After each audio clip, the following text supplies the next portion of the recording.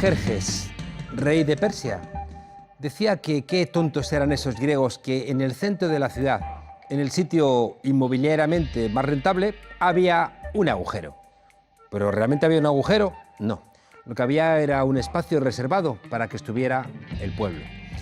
En realidad, los parlamentos son plazas a las cuales les hemos puesto un techo.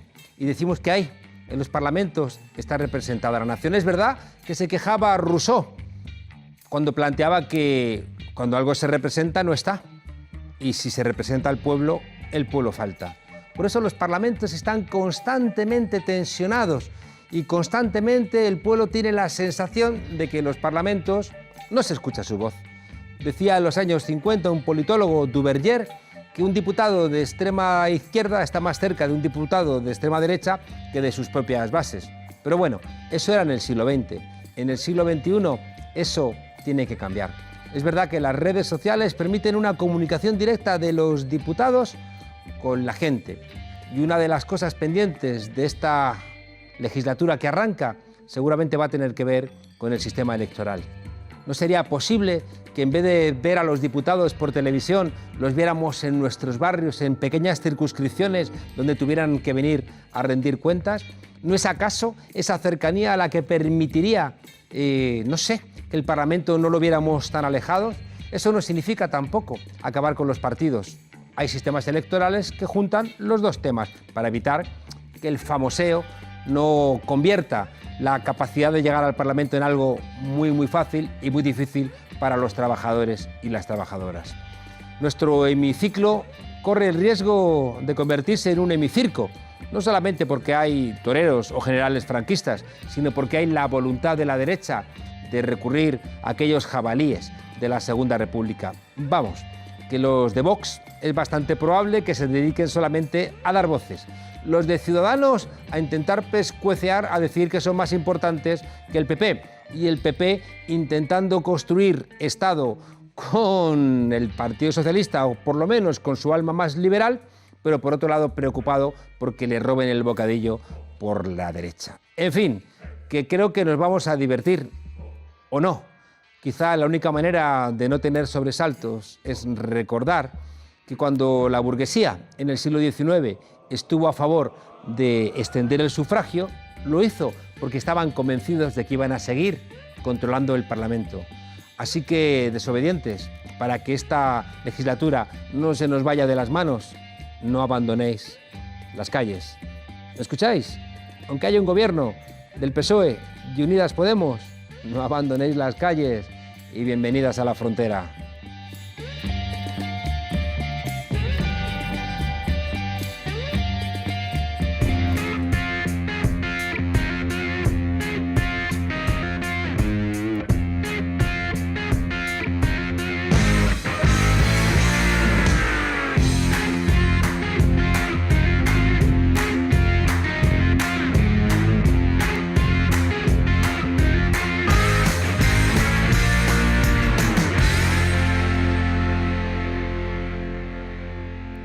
Habéis luchado por el más preciado bien que tiene el hombre en el mundo, el derecho a expresarse libremente. Y habéis ganado.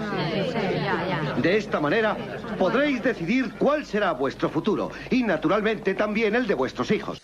Cuando en el siglo XIX la burguesía cedió ante las reclamaciones populares que pedían la extensión del sufragio, estaba convencida de dos cosas. Una, que el pueblo iba a votar siempre a candidatos que iban a estar más cerca de la burguesía que del propio pueblo por el cual se presentaban. Y dos, que fuera cual fuera el resultado, ellos, la burguesía, no iban a perder nunca sus privilegios.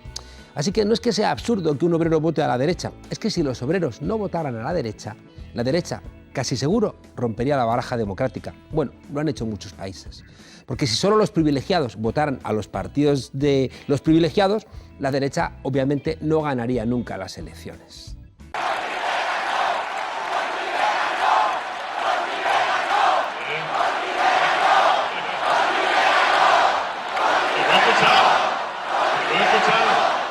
España, lunes 29 de abril. Escrutado el 100% de los votos, ya se conocen los resultados oficiales de las elecciones generales. El PSOE ha ganado las elecciones y el PP se ha hundido y ha dejado de acaparar el voto de la derecha.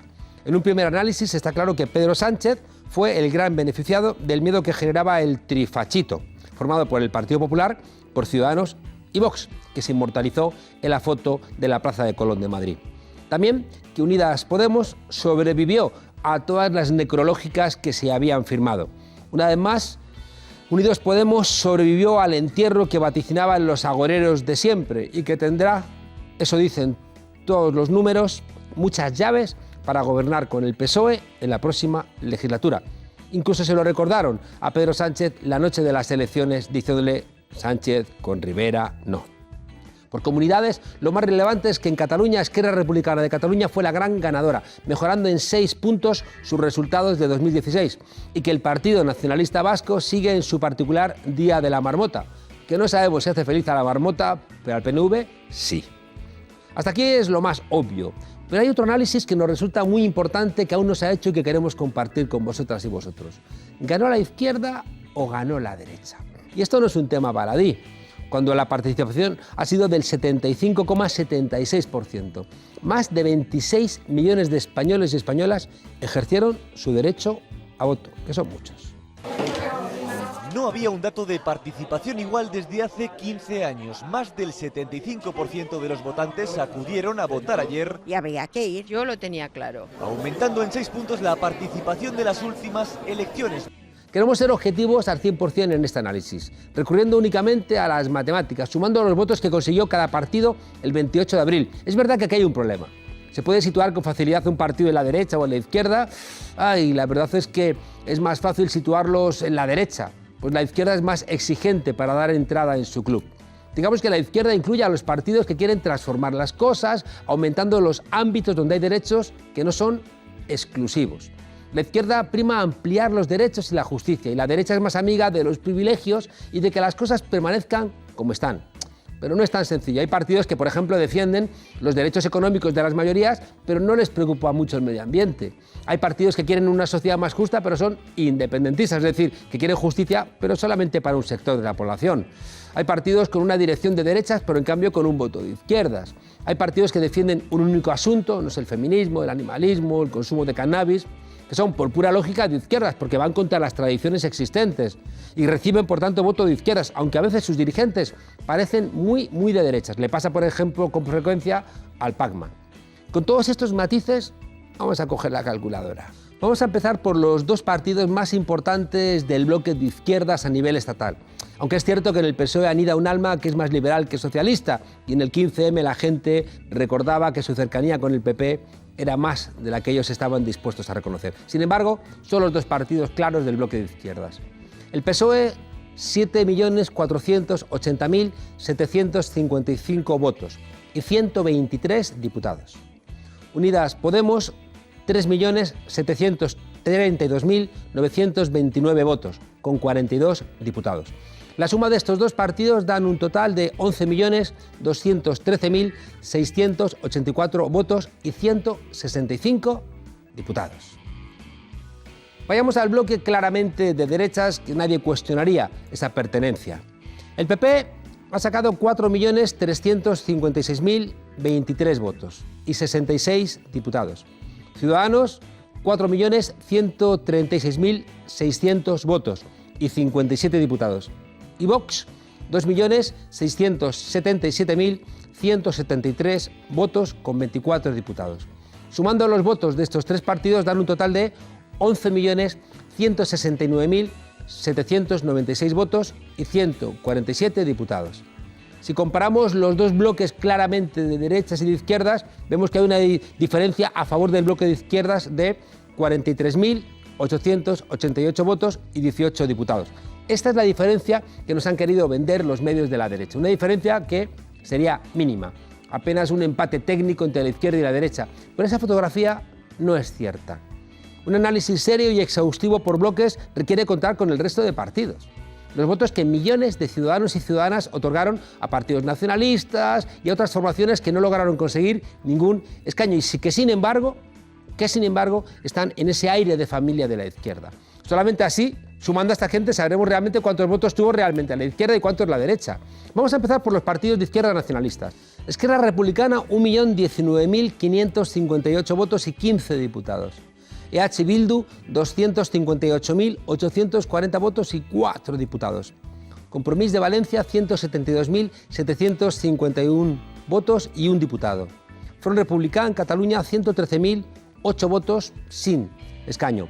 Nueva Canarias, 36.193 votos sin escaño. Ara Més Esquerra en Baleares, 25.384 votos sin escaño. Geroa Bai en Navarra, 22.150 votos, también sin escaño. En Marea en Galicia, 17.726 votos sin escaño. El Bloque Nacionalista Galego, 93.810 votos, tampoco escaño. Luego hay muchos pequeños partidos con un discurso claramente de izquierdas que no han sacado igualmente ningún escaño, pero han sumado muchos votos. Vamos a seguir sumando.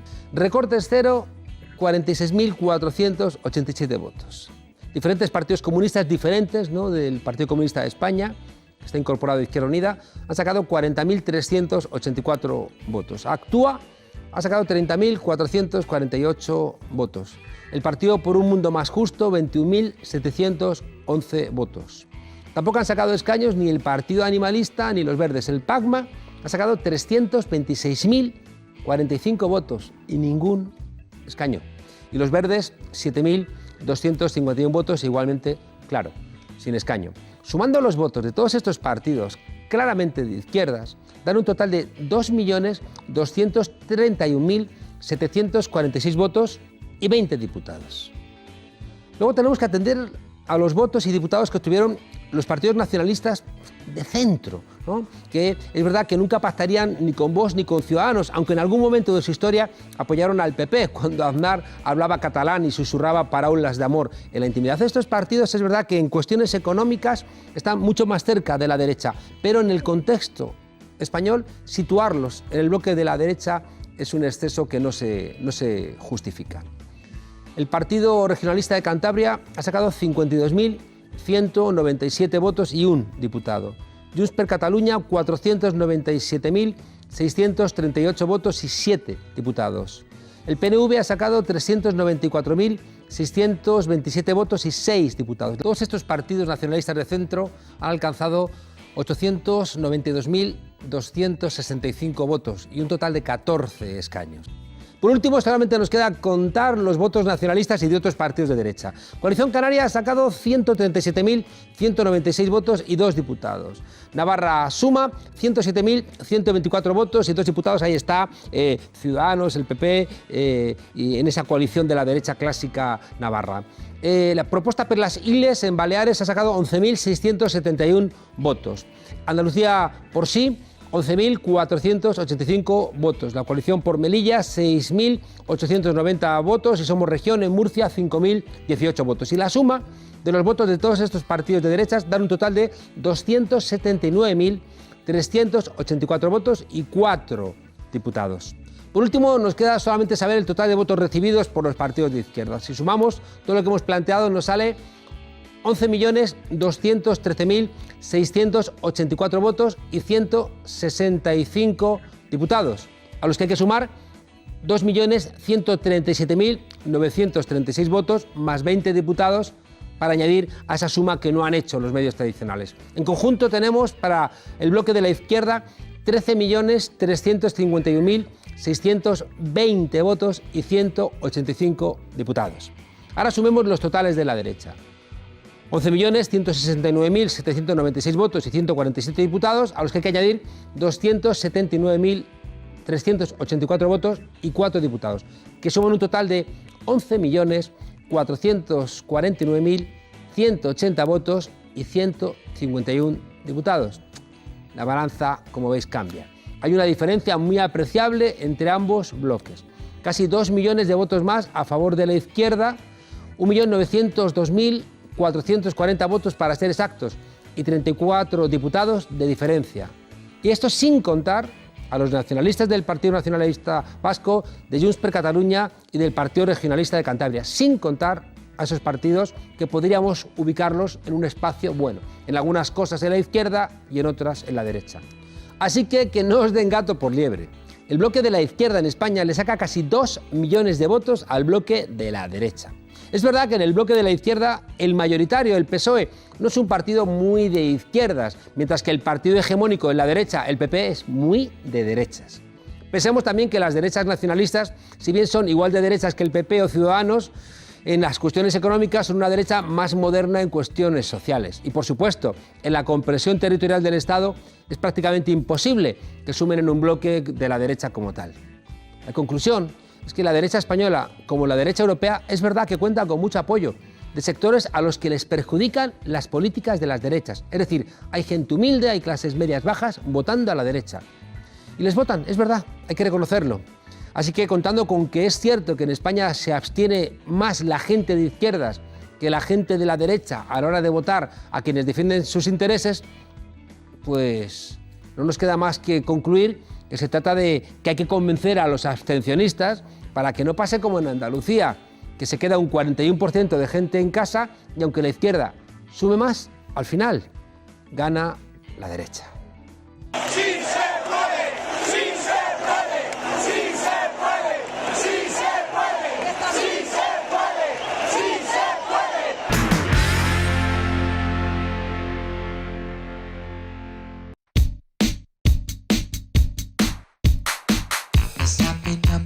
llames, a mí no me lo llames, a mí no me lo llames, a mí no me lo llames. Derechita cobarde, derechita cobarde, derechita cobarde, derechita cobarde. A mí no me, a mí no me, a mí no me, a mí no me. Derechita cobarde, derechita cobarde, derechita cobarde, derechita cobarde.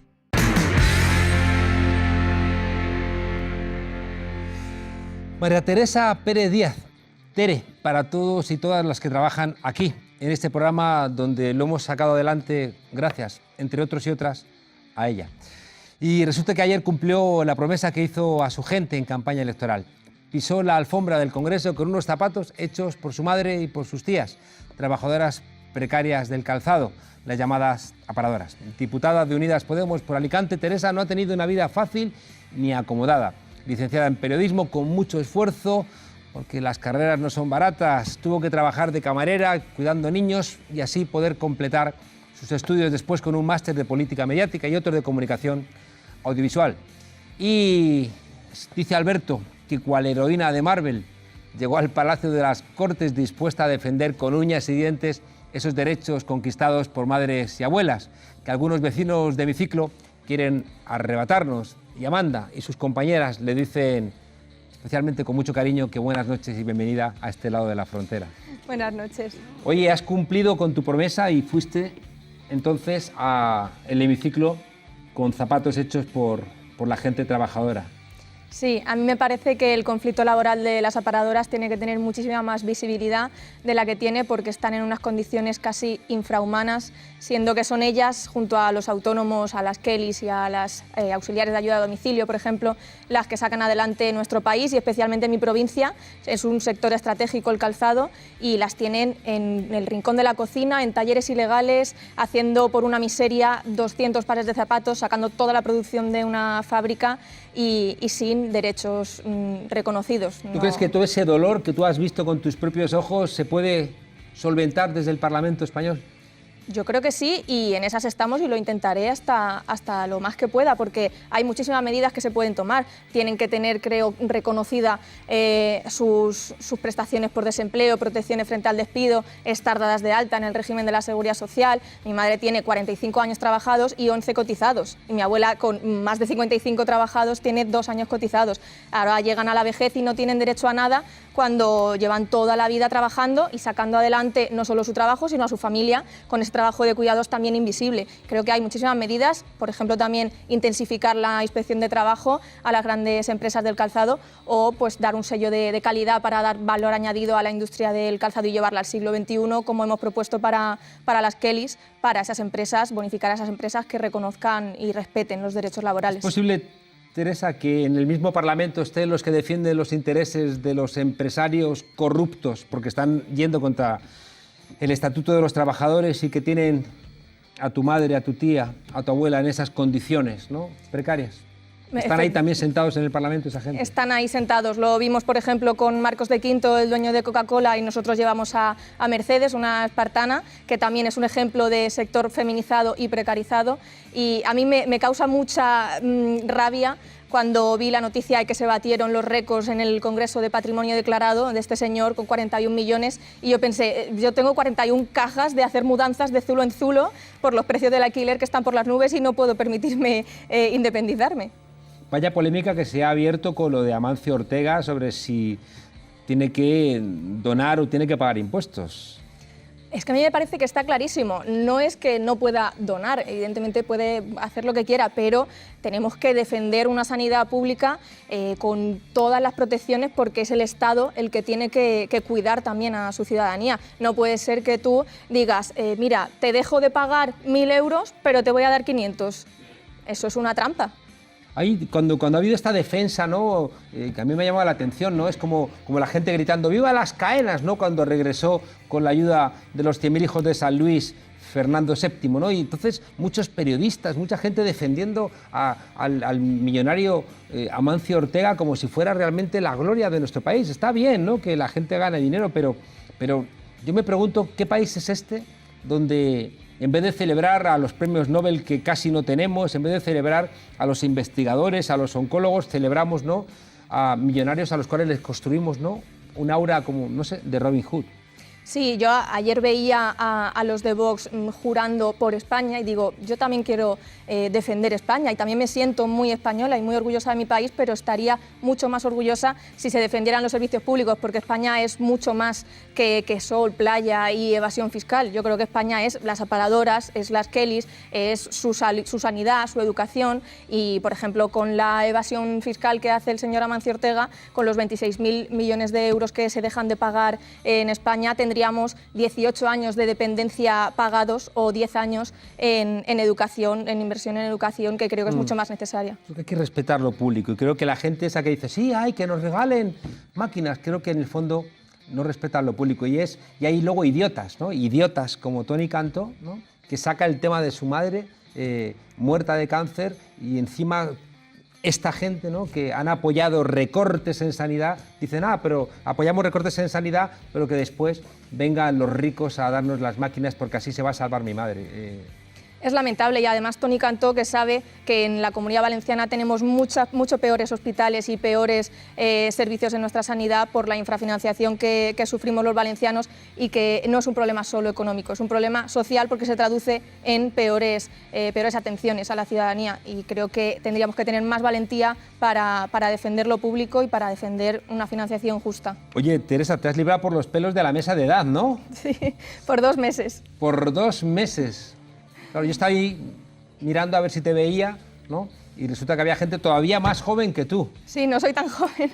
No, pero creo que bueno, eso es simbólico y nuestra compañera Lucía lo ha hecho maravillosamente bien y creo que, aunque no me haya tocado la mesa de edad, voy a trabajar para defender que la juventud tenemos que implicarnos mucho más intensamente en política. Quiero que tengamos una participación más fuerte porque tenemos muchas problemáticas que solo nosotros sabremos defender porque las estamos viviendo en primera persona, como decía, con los problemas del precio del alquiler, pero también con la temporalidad en el empleo, acabar con el fraude de los falsos autónomos de Deliveroo, los riders, por ejemplo, y otros muchos problemas en cuestión de feminismos, como puede ser erradicar las violencias machistas y que no tengamos que volver a casa con miedo.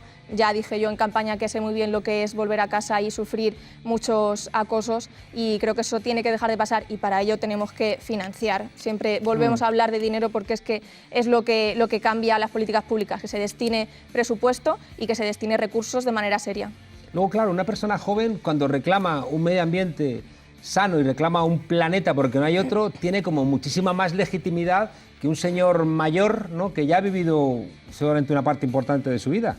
Claro, es que estamos viendo que, bueno, parece una frase hecha, pero es que es literalmente así. No tenemos un planeta de repuesto, ni hay plan B, y esto ya no es solo un cambio climático, es una crisis y es urgente atajarla ya porque nos quedamos sin tiempo. Probablemente ni vosotros ni mi generación experimentemos los cambios si nos tomamos en serio cuidar y hacer un ambiente más sostenible, pero sí que a nuestras generaciones futuras les tendríamos que dejar un país y un futuro, un planeta muchísimo mejor. Yo siempre digo que en Madrid me he bañado en ríos que hoy es imposible que la gente joven viva esa experiencia. Oye, otro tema que no creo que sea menor, ¿no?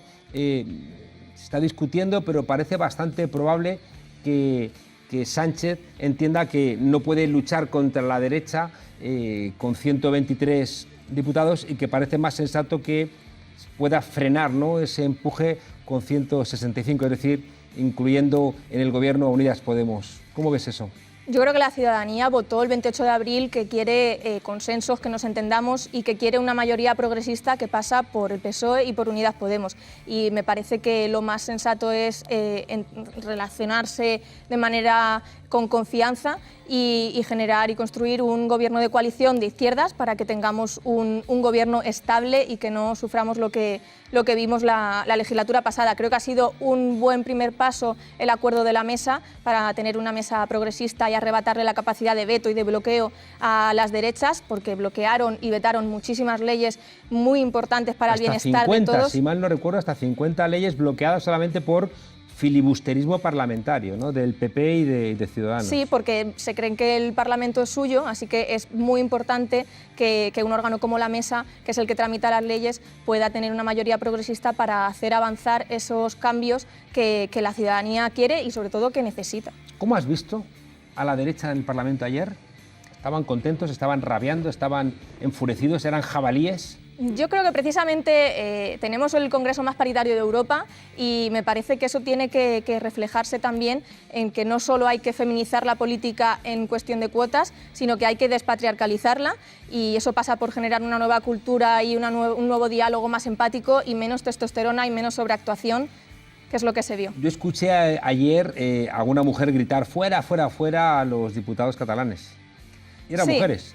Sí, sí, por supuesto. Y es que el problema de Cataluña genera muchísima tensión y muchísimo conflicto. Y me parece que hay que tomárselo muy en serio. Vimos imágenes muy duras que espero no se tengan que repetir de presos teniendo que ir al Congreso de la cárcel y volviendo a la cárcel después. ¿Cómo sentías eso? Una gente que ha sido elegida como tú o como tus compañeros de partido, pero que estaban ahí circunstancialmente porque después los iban a volver a encarcelar, ¿no?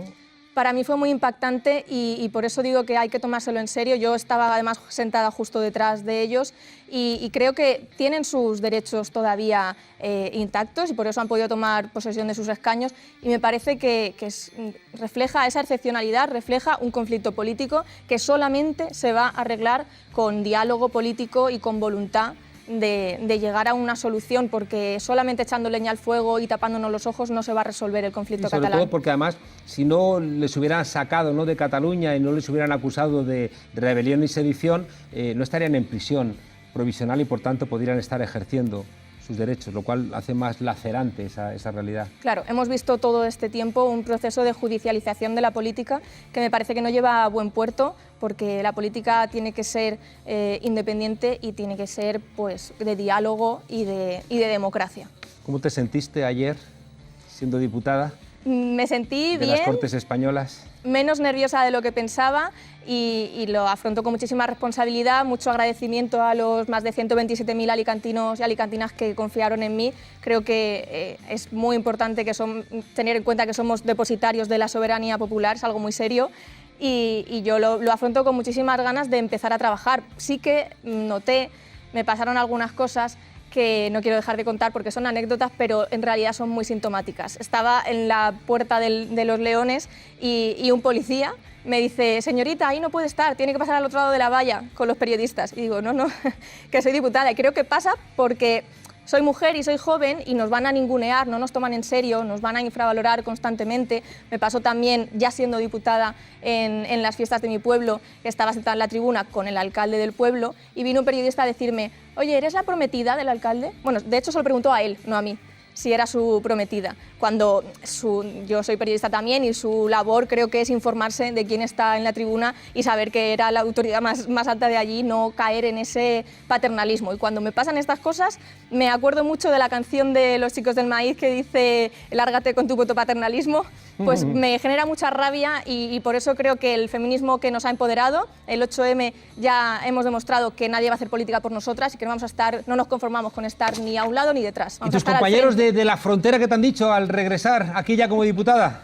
Pues que enhorabuena y les tengo muchísimo cariño, he aprendido muchísimo de ellos y de todas mis prácticas y todo mi trabajo en el mundo del periodismo, que creo que es una labor esencial en democracia. ¿Amanda ha llorado? No ha llorado, pero la quiero muchísimo, es muy sensible. Tere, muchísima suerte. A mí me da mucha confianza que gente como tú esté en el Parlamento representando a este país, a los humildes, a las mayorías, a la gente de abajo. Te conozco y sé que no tienes miedo, sé que trabajas mucho, sé que tienes mucha capacidad y que vas a desobedecer sin perder la sonrisa. Muchas gracias. A ti. Gracias, corazón. En fin, Lolo, después de esta alegría que nos da, saca la mejor de tus cortinillas. Y a mí, mirándome a la cara, nadie me habla de una derecha cobarde ni una derechita cobarde porque no me lo aguantan la mirada. A mí no me lo aguanta.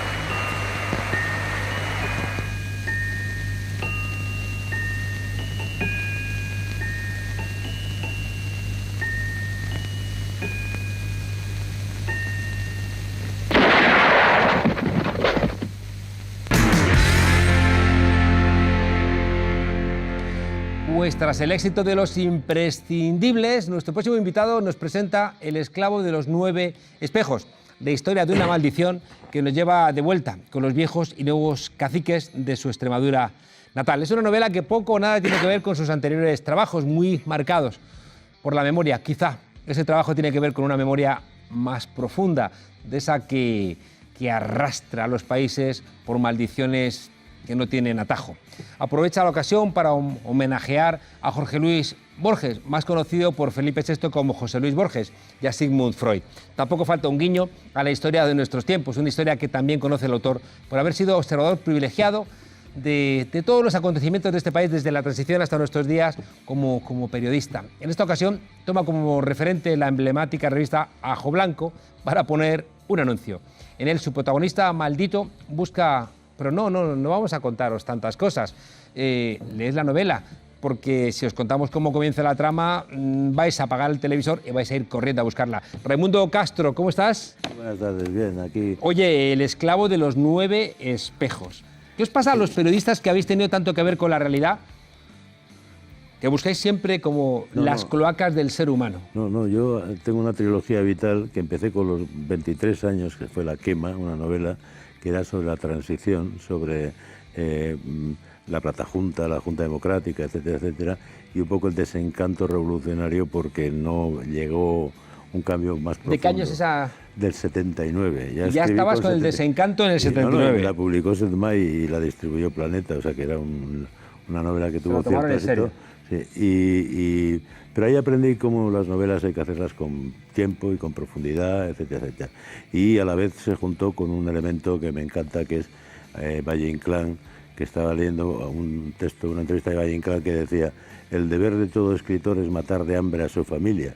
Y dije, hombre, tampoco hay que exagerar, y yo me acababa de casar además, y tal, y dije, bueno, voy a ser periodista y voy a contar la verdad, ay de mí, porque contar la verdad es dificilísimo en periodismo. Lo es ahora, lo era antes y lo era peor. Pero a la vez he ido viendo toda la transición, todo lo que la Constitución del 78, y ya en La quema hay una siembra de algo que es espantoso, entre comillas, y una autocrítica, dando por sentado que la derecha juega lo suyo y se basa en eso que hablábamos de Amancio Ortega, que hablabas antes, que es muy importante, que la gente no tiene en cuenta. El único generador de la riqueza es el trabajo. O sea, solo se genera riqueza con el trabajo. Unos zapatos, un cuero en el suelo se pudre y se estropea. El trabajo de los hombres hace que sean zapatos y que valgan más dinero, y de eso nace la plusvalía, que hace que los ricos, los empresarios, le roben horas de trabajo a los trabajadores y hagan fortuna. Hay esas lecturas de Marx de tu juventud. No, pero son fundamentales, es que sigue siendo lo mismo, porque ahora me decía alguien, pues también hay otras formas de hacer dinero y tal, especulando sobre el trabajo, y tal. Amancio Ortega, ¿a quién utiliza para trabajar? Etcétera, etcétera. O sea, es que es muy irónico que haya trabajadores mal pagados y tal. Algunos aparecen bien, pero la mayoría no. Y las grandes fortunas están construidas siempre sobre explotación. Ayer me decían que que Amancio Ortega regaló acciones a todos sus trabajadores y son ricos también como él. No sé si era Israel García Juez y tal, que es conocido, pero Israel García Juez se distingue mucho, es amigo, pero adversario, como decía el otro, él se distingue mucho por ser muy elegante, o sea, de esa gente que vive precisamente la elegancia de la gente que le sobra el dinero y tal, ¿no? Oye, a tu novela. A la novela. En la novela, entonces, esta novela es un descanso entre luego primero es esa novela, es una trilogía, la segunda es desde el principio de la guerra, la otra España de Franco que se desconoce, que es la de los guerrilleros antifranquistas que nacen en el Ejército Popular y hasta el 55 resisten, y estoy haciendo una última, y además que ya tengo una editorial importante también para hacer la teoría, que es un atraco al Banco de España, pero que esconde en el fondo el contar la transición, el traspaso de poderes de UCD al PSOE en el 82, y tiene en fin, aparecen muchas cosas del 23F, del rey, todas esas cosas que no podemos decir porque no tenemos pruebas, pero que sabemos y tenemos la certeza moral de saber, ¿no? Entonces, no las puedes escribir, pero pues los escoltas se las cuentan entre ellos. Se las cuentan entre ellos. Oye, Raimundo... Y sale esta, y brevísimamente, que es una cosa literaria, o como un desahogo literario, pero también buscando la locura del capitalismo, la locura de un modelo social que nos lleva al desastre, viéndote en un programa hablando de Lolo, que no sé quién está por ahí. Y Lolo es peligroso, ten cuidado con lo que dices. Pero decías tú lo del abismo, asoma al abismo y tal, y es decir, hay una máxima que sale en esta novela, indirectamente al final, en latín es abisus abismum invocat, que es el abismo invoca al abismo, o sea que la idea es un poco... llama al abismo. Llama al abismo, o sea, invoca al abismo. Entonces, es el peligro de que un capitalismo irracional, utilizando la fuerza, que es la filosofía que lleva este libro, contra la fuerza como filosofía vital y contra la razón falsa del capitalismo, hace que, por ejemplo, de alguna manera también es un homenaje a Laing, sin citarle a la antipsiquiatría, claro, que decía, pero ¿cómo vamos a arreglar a unos locos que se vuelven locos por la realidad en la que viven, devolviéndoles a esa realidad? Pues de alguna manera o hacemos algo o estamos conducidos... Raimundo, tú que eres un hedonista y que eres un hombre que le reclamas a la vida...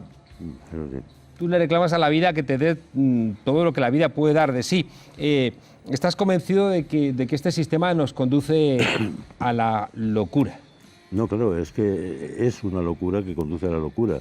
Es decir, incluso los privilegiados, eliminan un mundo del que pueden disfrutar. ¿Tú crees que la gente se va a atrever a mirar por dentro? Es que por eso es los espejos. Por eso los espejos. Son presos de los espejos. O sea, lo que has dicho tú es un hombre al que le encargan, un rico le busca para que le mate, bueno, él no tiene valor para suicidarse, porque está preso de espejos que son, por una maldición, espejos que tienen personajes malditos, o sea, personajes espantosos.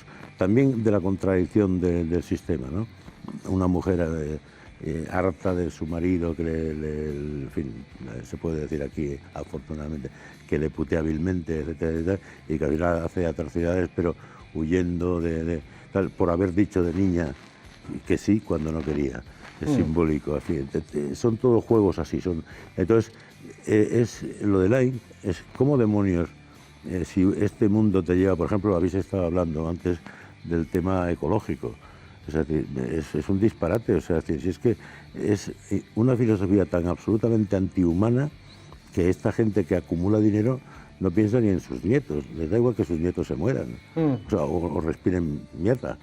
Es una filosofía vital egoísta tan profunda que nos lleva al desastre si no nos imponemos la gente normal y buscamos una salida digna a nuestro mundo y a nosotros mismos, ¿no? Oye, en tu novela, una sociedad acobardada, matones privados, sicarios... ¿es una novela sobre el mal?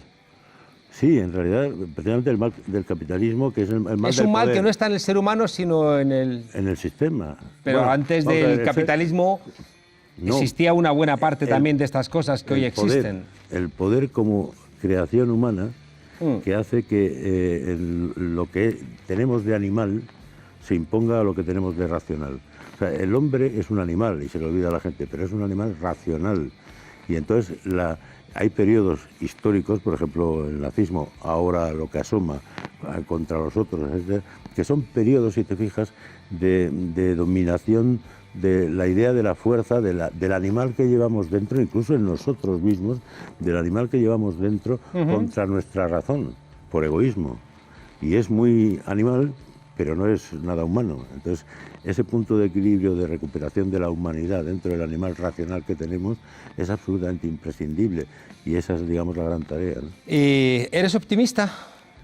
Soy, en fin, hay 20.000 frases divertidas, pero la verdad es que soy tan optimista que cuando escribí La quema con 23 años había muerto un hermano mío que tenía 16 y puse a mi hermano Luis que murió a los 16 años cuando todavía creía en los hombres.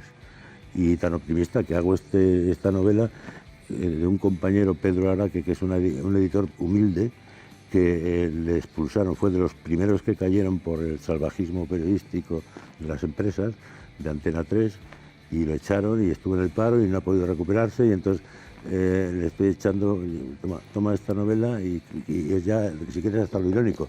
El autor busca compradores para dárselo al editor para que tire para adelante y haga el tema. O sea, se trata de luchar por lo humilde para darle una oportunidad humilde, que es también el futuro. Raimundo Castro, el esclavo de los 9 espejos, historia de una maldición que por fortuna se cura. Basta romper los espejos que nos devuelven mentiras, aunque nos digan que somos los más guapos del reino. Y al final el ser humano, si ha llegado hasta aquí, tiene el coraje de romper esos espejos y enfrentarse a nuestra realidad. Lo llamaban algunos iluminación. Sí, los iluminados. Pero fíjate, a esos se pillaron. Los iluminados sobran en esta sociedad. En fin, desobedientes, vaya semanita. Hay que leer. Hagamos como Maquiavelo cuando volvía, cansado, ¿no?, de un mundo que le aburría y que él lo veía abocado a todo tipo de desmanes. Leed, desobedientes, leed, porque cuanto más leáis, más libres vais a ser, más palabras vais a tener para romper las cadenas y vais a entender que es una pena esos esclavos que miden su libertad por la longitud de su cadena. Esta novela te dice todo lo contrario, que las cadenas hay que reventarlas. Exacto. Muchísimas gracias, Raimundo. Muchas gracias a ti. Mucha suerte con ella. Y volvamos al viejo precepto de los viejos tiempos de lee, difunde y discute. Ah, sí, lee, difunde y discute. Lolo, tú que tienes a mano los arcanos del infinito, acércanoslo a nuestro infinito saber. ¿Qué tú tienes?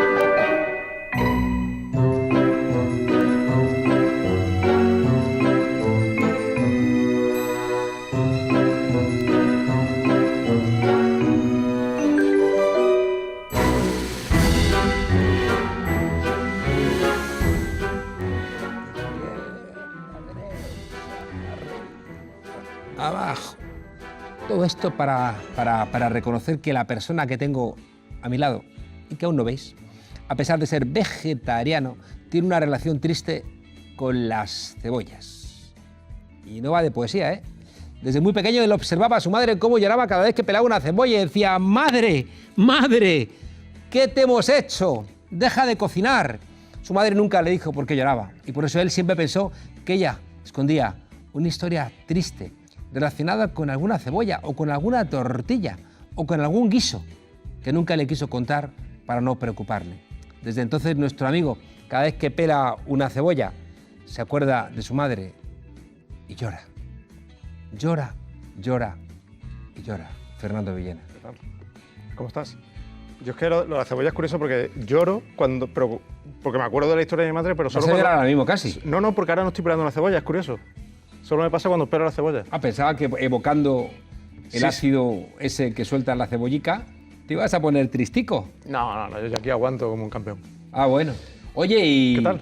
Y ahora ya que tenemos Parlamento, ¿qué me cuentas? Pues mira, ahora que se está hablando mucho de lo de la donación de Amancio Ortega, Teresa está muy al quite de todo y quiere hablar de los impuestos, porque se ve que los impuestos tienen muy mala fama. Teresa. O sea, hay gente, ¿te has fijado que hay gente que no le gusta esto de pagar impuestos porque es como, ellos ven que es como pagar algo, servicios públicos, sanidad, educación, para que lo disfruten otros. Sin embargo, esa gente se pueden gastar 70 euros en un gimnasio y luego no van. O sea, están manteniendo un gimnasio para que lo disfruten otros, pero si es sanidad o educación, no. Porque es voluntario. Porque es voluntario, sí, pero al final el gasto es el mismo. ¿No? Sí. Yo creo que es el nombre. Impuesto suena mal. Hay que llamar cuota. La gente paga cuota de Netflix sin problema, pero impuestos ya...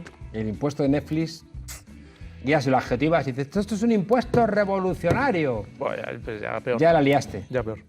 Así que... Oye, ¿y has venido a hablar conmigo? He venido a hablar contigo para decirte que Teresa tiene algo que decir sobre los impuestos. Ajá. Pues a ver si es verdad. Hola Juan Carlos, hoy vengo a hablar de un tema impopular, los impuestos. Sí, hijo, a nadie le gusta rascarse el bolsillo, pero si queremos tener hospitales, carreteras, educación, pensiones, de algún sitio tiene que salir la panoja, ¿no? Lo que no puede ser es que, por no afrontar este debate, financiemos la política social a base de emitir deuda externa, porque luego llegan las vacas flacas, ¿y qué pasa? Pues pasa que... Jolín. Los impuestos no nos gustan, pero son necesarios. Y esto hay que explicarlo bien para que nos entre. Yo creo que la pedagogía debe ser a la política un poco lo que es la bechamel a la coliflor. El Photoshop de la comida. ¿Tú qué opinas, querido? ¿Qué opinas? La bechamel es la Photoshop de la coliflor. Es un gran hallazgo. Sí. Es un gran hallazgo. Es para que quede pintón, pero en realidad no aporta Ahora hay nada. que saber qué es la coliflor de los impuestos, cuál es ese toque de harina con canela, con nuez moscada. La famosa metáfora teresiana que diría aquel. Que diría San Juan de la Cruz. Por ejemplo. Pues te traigo ahora un vídeo que hemos hecho a colación de una de las paridas que ha dicho Díaz Ayuso. Que tú dirás, ¿cuál de ellas? No te puedo creer que Díaz Ayuso haya dicho... Si yo te dijera, adivina cuál, es que no podrías, porque es que tendrías que enumerar 9 o 10. ¿Te has visto la cena de los idiotas? Sí. Es inagotable, inabarcable. Hombre, ella tendría un papel ahí. Ya tendría. Importante. Seguro Pues, que le dan un papel ahí y le dan seguramente el secundario. Por no, idiota. Y seguramente no te lo creerías. O sea, ella actuando en esa película dirías, no me la creo, no puede ser así. Exagerando. Oye, dispara. Pues es un anuncio. Te quería poner antelación, pero bueno, te quería explicarte un poco, pero venga, vamos a hacer un anuncio sobre una de las cosas que dijo Díaz Ayuso, en concreto lo de que Podemos quiere quitar las casas a la gente de Pozuelo. Mi querida candidata de Podemos, que quiere expropiar 200.000 viviendas. Y que un día de estos os vais de vacaciones y cuando volváis se la dan a los amigos ocupas. Una amenaza se cierne sobre la Comunidad de Madrid. ¿Qué pasa si cae en manos de los progres? Usted es un decente vecino de Pozuelo que vive feliz en una casa heredada con el sudor de su frente. Solo quiere disfrutar de esos agradables momentos que la vida le regala. Pero cuidado, porque los podemitas, aprobando una simple ley, podrían entrar en su casa sin avisar. Usted no quiere eso, ¿verdad? No le ha lamido el culo a sus padres toda la vida para acabar viviendo aterrorizado en su propia casa. Encima su criada peruana se ha ido porque encontró un trabajo con contrato y mejor remunerado. ¿Quién limpia eso? No se preocupe, porque ProUltrasur ha diseñado un sistema de seguridad ideal para combatir a los progres, con un sensor detector de humo de porro que cumple con la normativa de aviso a la policía. No, es broma. Y unas cerraduras basadas en el sistema de apertura a 2 manos. Sus puertas solo se abrirán si son activadas a la vez por 2 progres de diferente bando, uno anticapitalista y otro socialdemócrata. ¿Crees posible que vayan de la mano? ¡Ni de coña! Y en el peor de los casos, si un perro flauta consigue entrar en su casa, active nuestra CanWash introduciendo como código el año de la Reconquista Española. Si un rojo entra en tu casa para cambiar tus libros de Jaime Peñafiel por ensayos de Chomsky y mierdas socialistas de esas, CanWash soltará un churrazo de agua enjabonada con aroma de aloe vera, que espantará al hippie andrajoso. Al día siguiente nadie notará en tu salón el típico olor a perrete mojado. Ya puedes dormir a pierna suelta. Pero ojo, en una comunidad gobernada con apoyos de la izquierda más radical, aún puede ocurrir algo peor. Los perroflautas no tienen horario. Para ellos cualquier hora es buena para dar por culo. No permitas que una banda organizada de bongos se instale en tu porche. Contrate nuestra cámara de vigilancia Cilic. La suciedad se va en un bang. Llámenos y contrate el sistema de seguridad Pro Ultrasur. Seguridad para los muy fachas. El mundo facha tiene Qué imaginación. paz, qué inteligencia. Hombre. Me gusta mucho más que ese de Securitas no sé cuánto que te dice, pues id al baño y han robado a mi vecina, ¿no? Ese anuncio constantemente para que la gente se ponga 3. Esto es sensato. Hombre, esto es más útil, tiene su público Yo conozco algunos concreto. Yo conozco algunos que ya no están en Podemos que... Bueno, y que me lo compraría. No, yo, si me dejas que te diga un eslogan para Vox, ahora que ya son... Ahora que ya son parlamentarios. ¿Cómo berreaban ayer? Sí, hacían ruidito, ¿no? Los jabalises. Estaban ahí como en el colegio. Los jabalises. Va a haber que poner uno apuntando a ver quién se porta bien y quién se porta mal. A ver si buscamos un mecanismo para no sé, para apaciguarlo. Pues bueno, te voy a decir un eslogan que me he inventado para Vox para las elecciones del domingo. ¿Cómo va? Sería, aviso, sería un eslogan sincero. O sea, hay que ponerse en la cabeza de Vox, ¿eh? No soy yo el que lo dice. Sería, nosotros os follamos, nosotros decidimos. Cuidado, ten cuidado. Lo diría Vox. Es un eslogan sincero para Vox, he avisado. Que esto de Vox, desobedientes. Hasta mañana.